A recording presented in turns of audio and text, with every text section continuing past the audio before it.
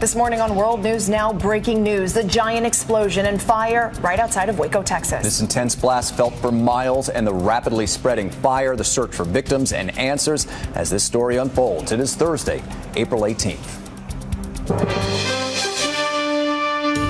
From ABC News, this is World News Now with John Muller and Diana Perez.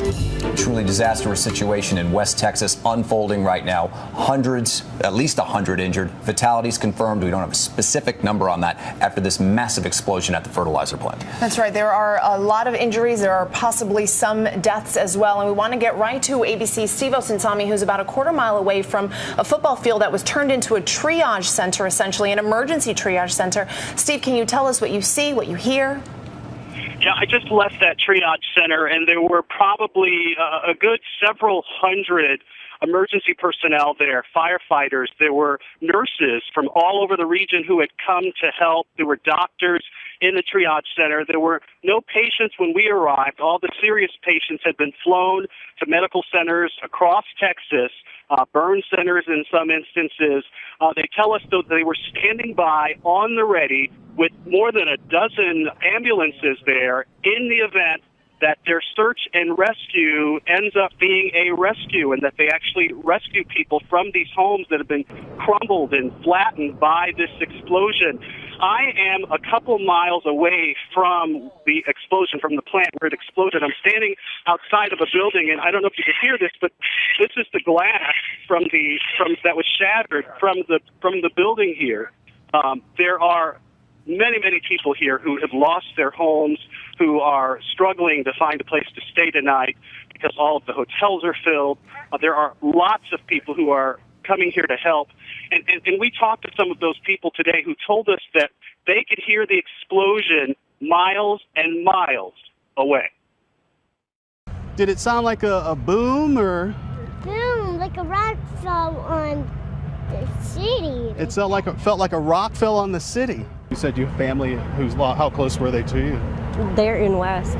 They're in West? Yes. Where are they now? They're at their folks' place. Yeah, there was family. Yeah. This is just crazy. It is, and it's a bad time of year. You know, everybody's getting ready to fertilize. Oh, really? Their crops. We're being told that there are hundreds of people who are hospitalized today. There's no sense of how many fatalities there are in this situation currently. No one we talked with gave us any estimate of that. We did hear that there were some firefighters who were injured, because what happened is the firefighters were dealing with a fire at the plant, and then the explosion happened afterwards. Steve, right now, can you talk about, is the actual search and rescue continuing? Has it even started? Because I know there were concerns about the toxicity of the air with ammonia compounds, which can be damaging to the eyes and to the respiratory system. Also, there's still a bit of a concern about a second fertilizer tank. Have they been able to get into these areas quite close to the plant? We can't see if they're actually in those areas now, but we've been told that they are searching, that search is continuing tonight. As far as toxicity in the air, we're not aware of anything, but I can tell you that the closer we get to the plant, you can feel the ash in the air on your skin as you get closer and closer to the plant. And who knows what's in that ash, but currently, we're not aware of anything, but that remains to be seen. So, Steve, just to give us an idea of what kind of town we're talking about here, what we know about West Texas is that there's 2,800 people who live there. About half of them have already been evacuated. There was a nursing home, an apartment complex, and an intermediate school among the 50 to 75 structures that were damaged or decimated, as we've heard from the mayor already. Can you tell us a little bit more about this town? Well, we've run into quite a few farmers who all tell us that, the fertilizer plant exploding is terrible news for them on a number of levels, in particular because they're going to need what that fertilizer plant was producing.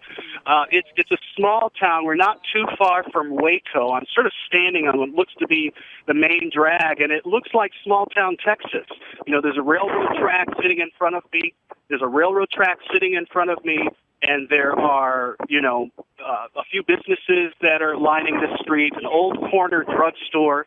Right now, I don't know if you can hear it, but it's one of the owners of the businesses that It's the Ray's Electric and Plumbing who's actually, cleaning up the glass that was shattered. And this is far away from the explosion, but it was still strong enough. The impact of it was strong enough to break all of this glass.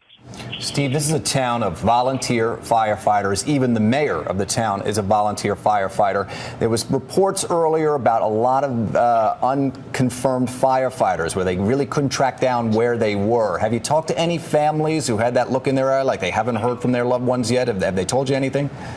Well, we've heard some of those reports concerning firefighters as well, but we haven't really been able to confirm anything. We haven't gotten anything official that we can truly report, but there has been some concern about firefighters who were hurt in this explosion because it happened, of course, while they were there. Absolutely. Steve Osunsami, ABC News, thank you so much for that live report, and we'll check back.